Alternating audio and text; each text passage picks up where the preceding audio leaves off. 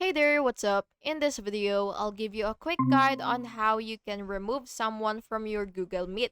So, the first thing that you will have to do is join your Google Meet meeting, and once you're inside, what you will do is you will click show everyone. So, it should be right here. So, you should have that option right here. But if you don't have that, you can just go ahead and click people, and what you will do is you will just have to uh for example, this is your participant. You'll just have to click the three that's right here, and then here you should see the the option which is remove, and you will just have to click remove, and then you will just have to confirm the removal, and the participant will now be disconnected from the meeting. And yeah, and by the way, only host or co-host can actually remove participant. And that's it. I hope you found this video helpful, and if you did, please make sure to like and subscribe for more videos like this. Thank you and have an awesome day.